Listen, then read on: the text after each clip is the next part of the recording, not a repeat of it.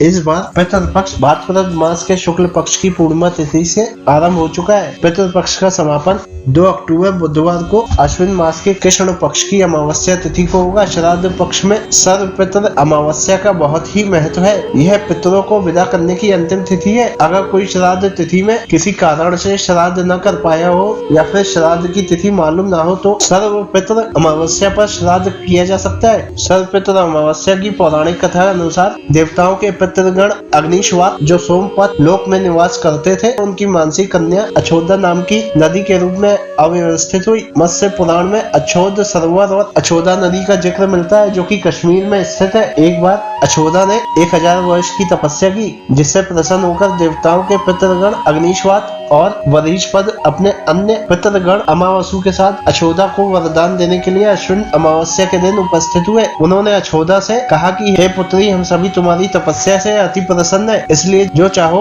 वर मांग लो। लेकिन अछोदा ने अपने पितरों की तरफ ध्यान नहीं दिया और वह अति तेजस्वी पितर अमावसु को अपलक निहारती रही। पितरों के बार बार कहने पर उसने कहा, हे भगवान, क्या आप मुझे सचमुच वरदान देना चाहते हैं? इस पर तेजस्वी पितर अमावसु ने कहा, हे अछोदा, वरदान पर तुम्हारा अधिकार सिद्ध है, इसलिए निसंकोच कहो। अछोदा ने कहा, भगवान, यदि आप मुझे वरदान देना ही चाहते हो तो मैं तत्क्षण आपके साथ रमण कर आनंद लेना चाहती हूँ। अछोदा के इस तरह कहे जाने पर सभी पितर क्रोधित हो गए। उन्होंने अछोदा को श्राप दिया कि वह पितरलोक से पतित होकर पृथ्वी लोक पर जाएगी। पितरों के इस तरह श्राप दिए जाने पर अछोदा पितरों के पैरों में गिरकर रोने लगी। इस पर पितरों को दया आ गई। उन्होंने कहा कि अछोदा, तुम पतित योनि में श्राप मिलने के कारण मत्स्य कन्या के रूप में जन्म लोगी। पितरों ने आगे कहा कि भगवान ब्रह्मा के वंशज महर्षि पारशर तुम्हें पति के रूप में प्राप्त होंगे। तुम्हारे गर्भ से भगवान व्यास जन्म लेंगे। उसके उपरांत भी अन्य दिव्य वंशों में जन्म लेते हुए तुम श्राप मुक्त होकर पुनः पितृलोक में वापस आ जाओगी। पितरों के इस तरह कहे जाने पर अछोदा शांत हुई। अमावसु के ब्रह्मचर्य और धैर्य की सभी पितरों ने सराहना की एवं वरदान दिया कि यह अमावस्या तिथि